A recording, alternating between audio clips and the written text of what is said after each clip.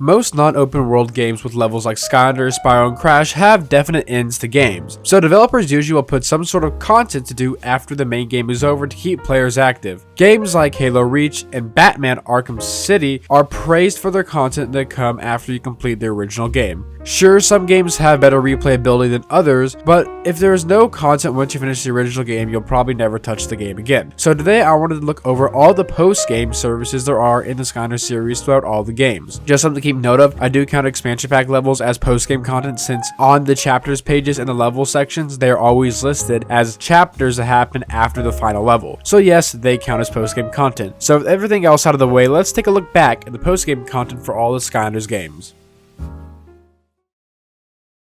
The first game in the series, Skylanders Spyros Adventure, came out swinging. First of all, we got 4 DLC levels to give the game a total of 26 levels, which is the most out of every single game. First up is Empire of Ice. The background of this level is that there's a wizard named Haldor that calls you to help him take back his home from ice ogres who have turned his warm paradise into a tundra. These ice ogres built a giant wall to block out the warm sun and lock this place into an endless winter, and it is our job to destroy the wall and bring back the sun with Haldor's catapult. However, it is destroyed and you need to build it back. Once you do that, you get into a pretty weird boss battle with a wall, and once you destroy it, the level is over. A pretty short and simple level if you don't 100% it, but it is a nice addition to the game. Also, this is a Christmas level because it was released around Christmas, and you do get a Santa hat if you find it in the level. So honestly, pretty nice level. The next DLC level is the Pirate Seas. So some girl named Jess tells you that pirates took over her village and we need to retake the village and then go destroy the pirates' hideout. This level is actually the first level there's any end-game card game in the series. Obviously later we got Skystones, but this level has a memory game styled card game. In this level, you explore the pirate invaded village. The way to free the people of the village is to beat the pirates in a memory game match. Once you rid the pirates of the island, you then take the battle to their outpost because Jess, who happens to be the mayor's daughter, was captured. You destroy the pirates' hideout and then you battle the captain in one last memory game. Once you defeat the captain, you free Jess and the level is over. This is another relatively short level. The level is unique in the fact that it has a memory game built into it. However, even if there was no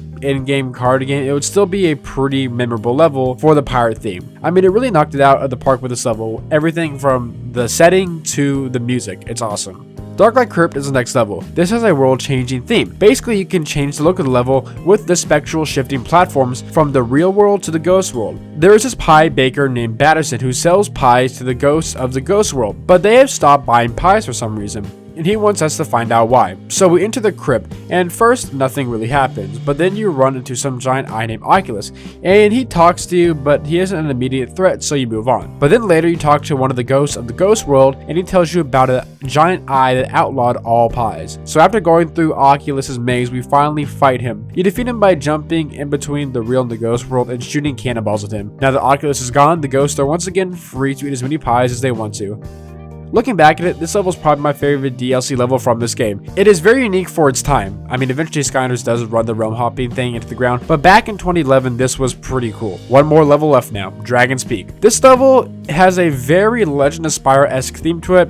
Definitely the Legend of Spyro Dawn of the Dragon of that too. The chapter is named Dragon's Peak, and it's all about how the Dragon's Peak was taken over by the evil dragon Vathic. A dragon named Flavius asks you to help him take back the peak. We first free the original king of the peak, named King Ramses, from an evil spell. But then we fly through the different islands of the Dragon's Peak, and we get transported to them with these flying sections by riding Flavius. We eventually find Vathic, and he sends his minions to defeat us. Once taking out all of his minions, Vathic steps off the throne of the Dragon's Peak to defeat us himself. However, Flavius takes the throne, and according to some dragon law, he is now powerless, and Flavius somehow turns Vathic into stone. The ending of this level is really weird. Nothing in the last minute of the level makes a lot of sense. Like, they bring up some dragon law that is never mentioned at all in the level, and they never explain how Flavius actually turns Vathic into stone. But other than the end of the level, this level is a pretty decent chapter. The only big complaint is that we don't actually get to fight Vathic, and he just kind of sits there and turns to stone, and we don't really do anything about it. Other than that, though, this is actually a pretty good level. The music is nice, but throughout the whole thing, it never feels like you actually accomplish anything. But that is all the extra levels for Spyro's Adventure. Let's take a look at what else this game has.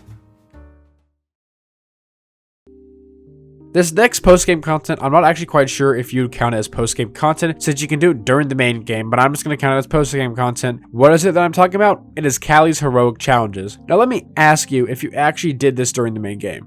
No? Exactly, it's post-game content. There are 32 challenges, one for each Skylander, but you can do them with every single Skylander, I'm pretty sure. None of these challenges are really anything to write home about, but some of them are actually okay ones, and they kind of stick out in my mind. Like the Wrecking Ball Rogue Challenge, where basically the floor is made out of bouncy pads, is pretty cool, and you have to collect magic charms. Spyros Rogue Challenge, where you have to destroy 6 paintings while fighting enemies, is pretty cool. And Slam Bam's Heroic Challenge, where you have to destroy 150 buckets. My problem with Heroic Challenges is that they're not really specific towards any Skylander. A lot of these challenges you could just swap out and you wouldn't really notice. Also, most of these challenges take place in only 4 locations: the Molten Mine, the Cadaver's Crypt, the Battlefield, and Leviathan Lagoon. This leaves the Magic, Air, Fire, and Life Skylanders. Heroic Challenges feel really weird, since they don't get it put into an area that matches their element. Overall, these challenges are pretty forgettable outside of a couple, and I doubt that most people have done them all. I know I haven't, but I'm glad they're here just in case I ever want to boost some stats for my Skylanders, because, I mean, that's what the Heroic Challenges are all about. They're to help you boost stats for Skylanders. Skylanders Spyros Adventure has one more option for post-game content, and it is the most famous out of the 3. Battle Mode. Obviously, this is a fan favorite when it comes to Skylanders, and it was eventually removed out of swap forms, which is still pretty hard to believe. There are 9 different arenas to play on, but there are only 4 that are in the base game. Every DLC level also gives you an extra battle arena, and then of course that one extra battle arena is the infamous Volcanic Vault that was only in Best Buy starter packs. Although this arena is just a recolor of another arena, Aqueduct, I don't have this arena, so here's a pretty bad quality video of it. There are 3 different types of games you can also play in battle mode. There is straight up Arena Rumble, where, yeah, you just fight to the death. In this game mode, you can also adjust the settings for it. You can turn on or off Restore Health, which will make it to where you can just regenerate health even after doing nothing. You can actually turn on power-ups, which will spawn around the map and help you out. You can turn on food to help regenerate health. And there are actually arena hazards that you can add in the game. And then you can add the Fair Fight option, which makes both Skylanders the same level, even if in-game they're not actually the same level. The next game mode is Sky Goals. In this mode, a football appears in the rink, and you have to pick it up and either run into the goalpost in the map for a touchdown, which is worth 7 points, or you throw it into the goalpost for a field goal, which is worth 3 points. If you attack a player while they have the ball and take out their health, they will fumble the ball, allowing you to pick it up. And whenever someone scores, a new football appears a little bit later. Whoever has the most points by the end of the game is the winner. The last game mode is Sky Gem Master. In this game mode, Sky Gems appear around the arena, and you need to collect 5 to win. But if the other player attacks you and they knock out all your health, you can actually drop them all, and you can pick those up to win.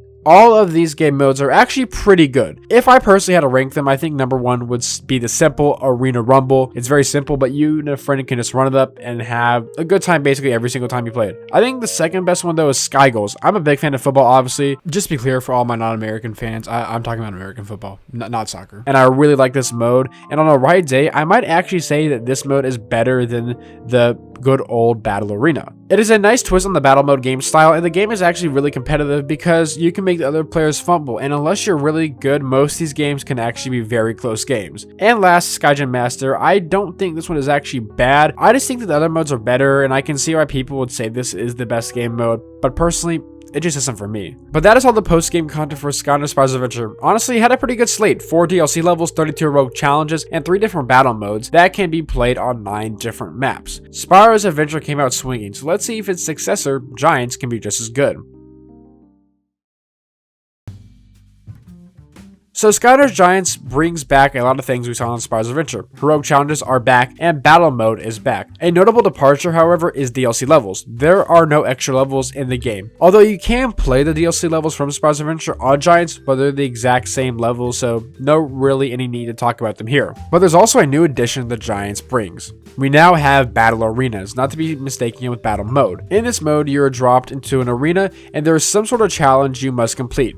There are 3 different arenas in this mode: Brock's Rump Roaster Ruckus, Chaos's Royal Flush, and Pipsqueak's Mincement Mayhem. On each of these arenas, there are 7 challenges you can complete to complete all the battle arena mode challenges. Most of these challenges are pretty random, like Don't Beam Me, where you have to stop enemies from being beamed up into space, or sticky situations where a goo gets thrown at you and you need to avoid it. Most of the challenges in Arena Battle are a fun challenge to challenge yourself with. Out of these arenas, I think that Chaos's Royal Flush is the best. The floors can move. I like the colors, and overall, I think that the challenges in this one are the best. I would also say the Pipsqueak's Mincement Mayhem is the worst. It's just a pretty bland arena. I mean, look at it. Nothing really stands out. But I think that the battle arenas are a good addition edition to pair with battle mode, if you don't have anyone else to play with. The only really bad thing I can say about arena battle is that it can get old after a while. It's not like you're going to a new location every time, and once you complete the challenges, there isn't a whole lot of replayability, but that is why battle mode is here.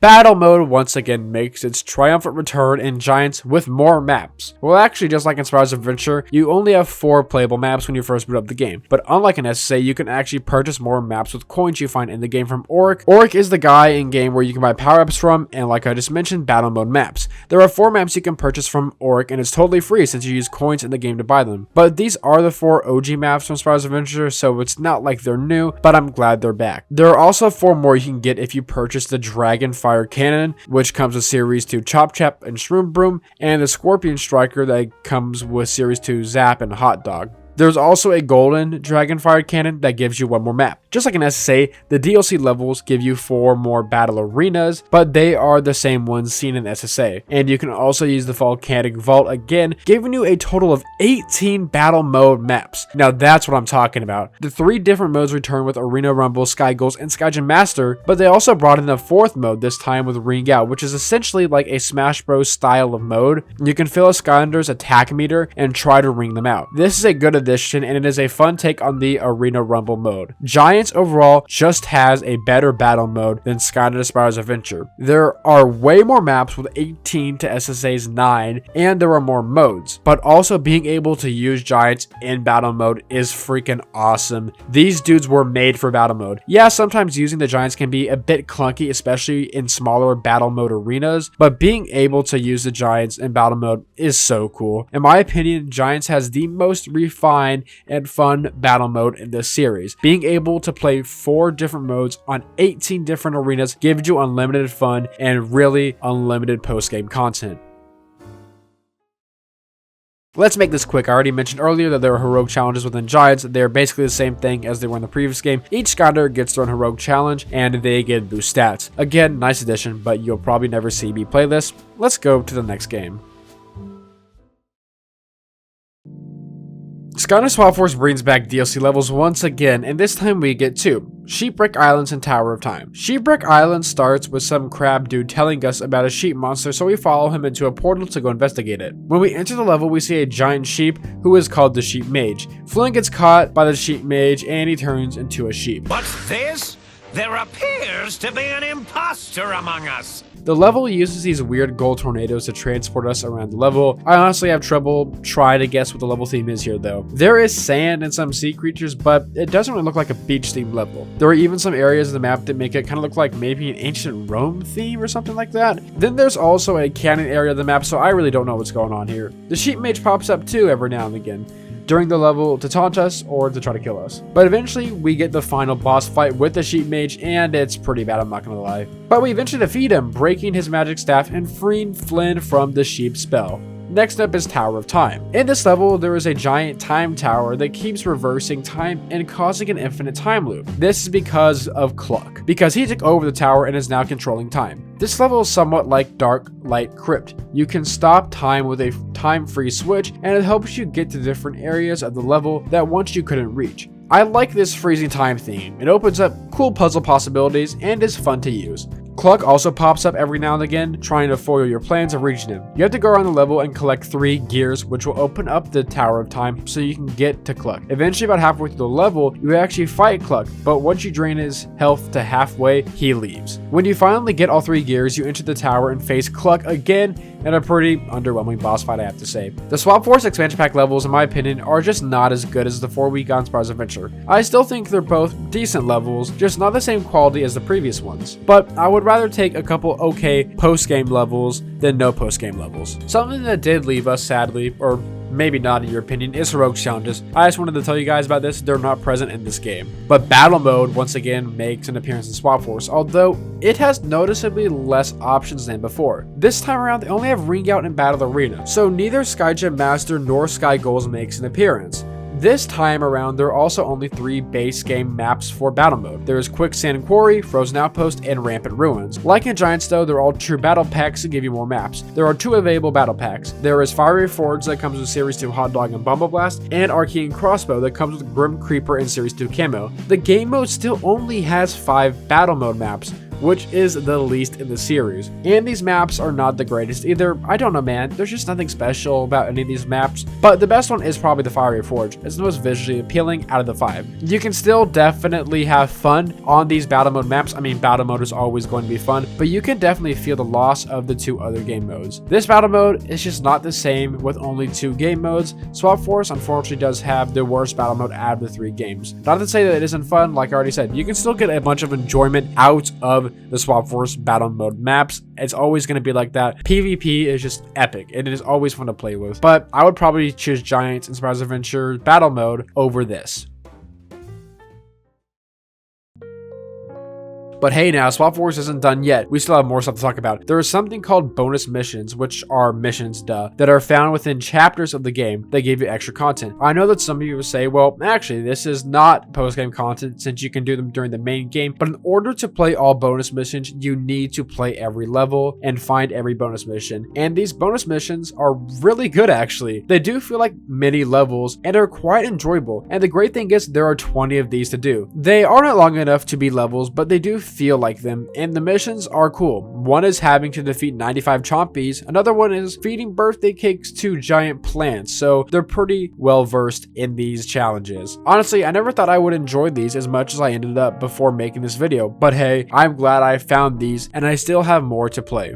Awesome. Battle arenas make a return from Giants as well, but this time it is called Solo Survival. Just like in battle mode though, these maps are less impressive. Although there are way more. There are 12 different maps that these arena battles take place on, but none of these maps really make me feel anything, and they just kind of all mush together at the end of the day. All the battle arenas are based on different chapters in the game, so I still don't know how that's really possible. Although this is still battle arena, so playing through it once is not that bad. And there is another mode for this called Team Survival, where it's the same thing, but you can play co-op now. And the last iteration of the game mode you can play is Rival Survivor, where once again you play the battle arenas, but you just have to score more points than your opponent in the battle arena and you win. You can't fight your opponent, you just need to be able to destroy more enemies. There's also Swap Force zones too that are the exact same ones, I'm pretty sure, as the ones you find in the level. But if you complete them in the main game, you can just go back to them through the menu to earn stars. I'm not counting this as post-game content, but I wanted to bring it up just in case people do want to say it's post-game content. But that is the end when it comes to post-game content for Swap Force. Honestly, it has a lot, and it made us have the most out of any game. Bonus missions, the expansion packs, battle mode, arena battle, it has it a lot. You could probably get the most hours out of post-game content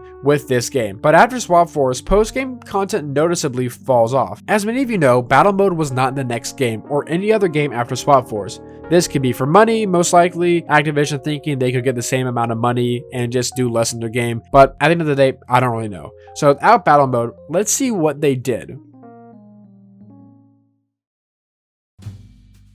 So Skylanders Trap Team does have expansion pack levels, 4, which is the most we've seen since the first game. You have 2 regular expansion pack levels, and then you have the 2 dark and light expansion pack levels to showcase the new elements. In the dark level Midnight Museum, an evil thief named Nightshade threatens to steal the dark eye of invisibility so he can steal everything. This is one of the rare stealth levels in Skylanders. Basically, there are floating eyes all around the place, and if they catch you, they send you back to the nearest checkpoint. Eventually, we find Nightshade after he steals the eye of invisibility, and we defeat him in a pretty bad boss fight. What is it with adventure packs and having bad boss fights? Next up is the Sunscraper Spire, the level for the light element. Mags brings you to the Sunscraper Spire to investigate the place. There are massive energy pillars all throughout the level, and we find out that we can actually move them, so we move them to point at the spire. So eventually, after pointing all the pillars at the spire, we enter the spire and something crazy happens. It is revealed to us that Mags is actually Luminous, and he disguised himself as her somehow and tricked us into powering him. And probably the best adventure pack boss fight we've seen so far, we defeat Luminous and leave. Nightmare Express is the 3rd expansion pack and is kind of a weird level. The level takes place inside of Flint's imagination, and he's basically telling a story about how he stole the Trolley Grail. It is a pretty decent level, honestly, with a fun train chase end. But whoa, the end of this level caught me off guard the first time I played it, let me say that. That, my friends,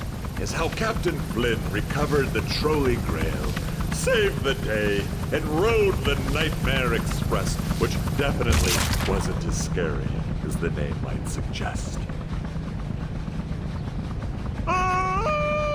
Flynn, unfortunately, dies. I'm just kidding. The last level is the Mirror Mystery, and it has a very cool concept of Skylanders being backwards. Chaos is now good, and Eon is now evil. Mabu are the evil soldiers, while Trolls are kind-hearted creatures. The level itself is okay, I guess. Not too interesting besides seeing characters like Flynn and Persephone being evil, though. But we do get a cool ending to the level, being in a cannon and shooting down Mabu, and eventually destroying the evil Evilon.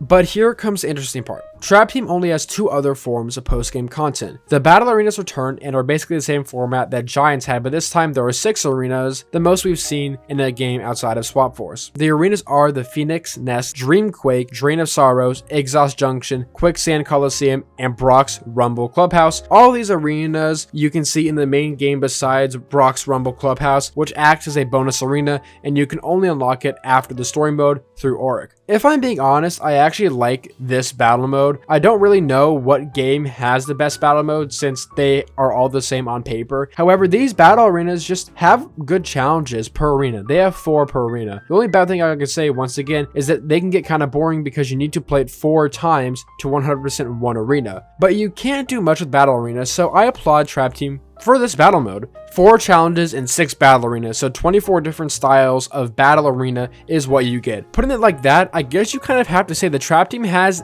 the best battle arena. So you know what, Trap Team, congratulations, you have the best battle arena so far. Now, having this awesome battle arena would be even more awesome if they had PvP mode to go with it. But Trap Team does the sin of not including PvP. Again, no reason why they did this. Some people have said it'd be hard to balance Skylanders, but we all know it wouldn't. All they gotta do is make Skylanders do the same attack damage around the same attack damage, but no. So what do we get to replace it?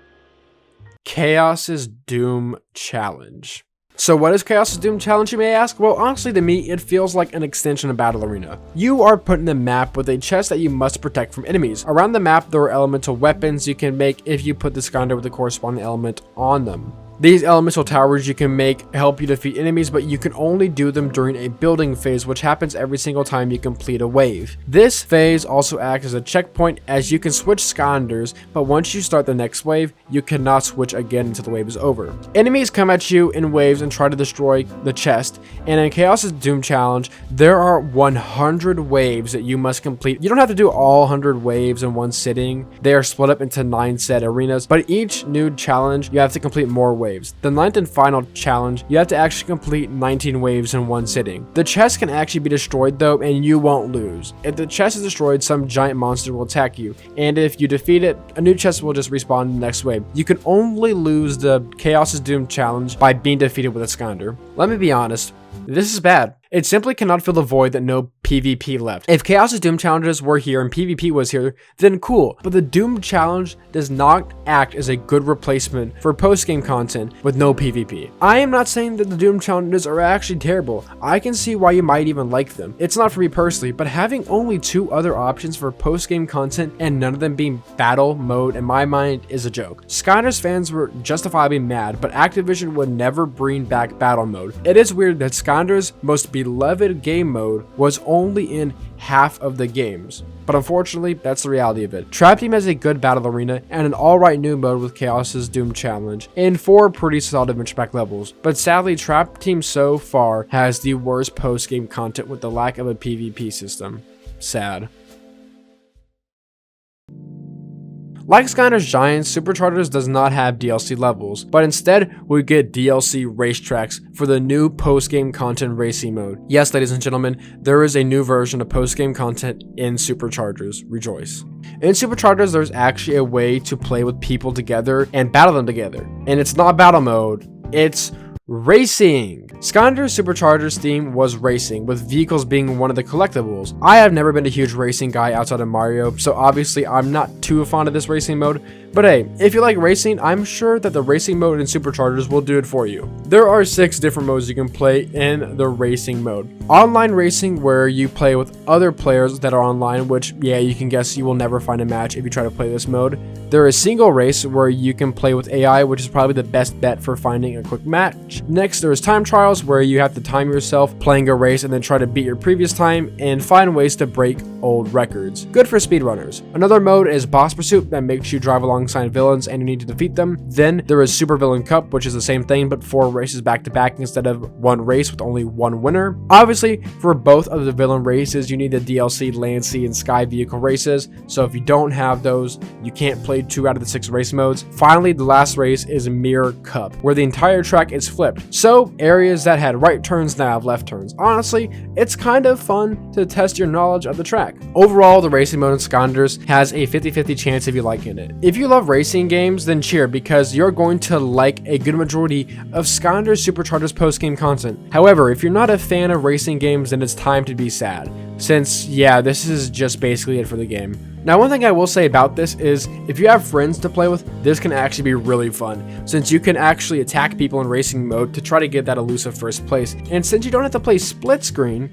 as long as your friend has the game, you can play together. This works obviously with 3 or more people, which I've actually pulled it up before, and yes, when you do it, it is fun like that. But other than that, for non-racing fans, I'm sorry for you, myself included, because Superchargers' main post-game content will simply just not do. But never fear, because Tessa is here to save the day with daily challenges. Yes, that is correct, new challenges for you every single day. Every new day, you can go up to Tessa, and she will give you some sort of challenge that will send you off to a mini level, and you have to get the tasks done. Now, I'm not sure how many possible challenges there are since I haven't done them all, but you know what? I can applaud this, since you can do something new every day, and that's really all you can ask for. Superchargers, thank you. Although obviously these challenges aren't anything to write home about, but they do give you new content every day, so thank you. This last thing, I don't really know if you count it as post-game content, but I'm going to anyway. There's this dude named Grizzo the Greeble that gives you elemental vehicle challenges with certain vehicles every single day. All you gotta do is put the correct vehicle on and you can do these challenges. Again, not anything to write home about, and they can get boring after a while, but hey, I'll take it. Dang, we're getting pretty thin when it comes to post-game content. The post-game content of old is gone. No battle mode, heck, not even battle arena. Yes, battle arena is not present in Superchargers. Like I already said, Superchargers post-game content is pretty hit or miss. If you enjoy racing games, this game might actually have the most replayable and most enjoyable post-game content in the entire series. But for me though, racing just isn't Skylanders, and it feels like a great departure from the series. On an objective level, I have a hard time saying Superchargers has the worst post-game content over Trap Team. Both are not the best, but I'm still going to say that Trap Team so far has the worst post-game content, which leaves only Imaginators as the last game of the series we need to cover. Let's see if Imaginators can bounce back. So I said that previously that any levels that come after the final level of the game, I'm going to count as post-game content. Not only does Skylanders Imaginators have 5 adventure pack levels, but they also have 10 more elemental theme levels that, yes, I'm counting as post-game content. So that is 15 extra levels for Imaginators. Now the elemental realms, as they're called in Imaginators, are serviceable mini levels that vary in quality. The fire and water ones are excellent, while the tech and magic ones are pretty horrible. These elemental realms are good at best, so if you want some extra levels, then they're fun to play. But now we have 5 expansion pack levels to take a look at. First of all, 2 out of the 5 levels cost more than like $200 to buy, so that's a good start. But the first level is Stumpin' Wumpin' Islands. I'm gonna be honest, I was never a big fan of this one. Look.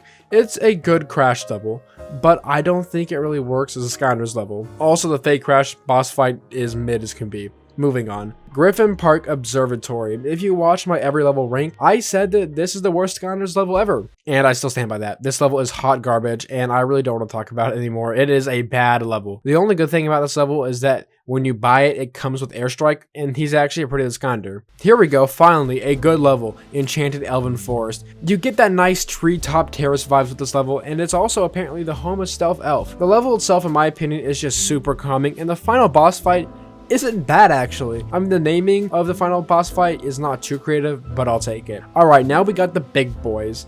I'm talking about the Wildstorm and Robo levels. These both ranked in my top 10 when I ranked every Skylanders level, and they still hold up. I'm going to review both these levels next to each other since they're kind of one and the same. Both these levels give you a good Skylander, and both are good great levels. The Cursed Tiki Temple, in my opinion, is a better level than Lost Imaginite Mines. I mean, it's my second favorite level of all time, but these are both great showings. Imaginite Mines, unlike Cursed Tiki Temple, has a final boss fight. If you guessed that it's mid, then you'd be correct because it is. But other than that, the theme of Imaginite Mines is magnets to push and pull certain things together.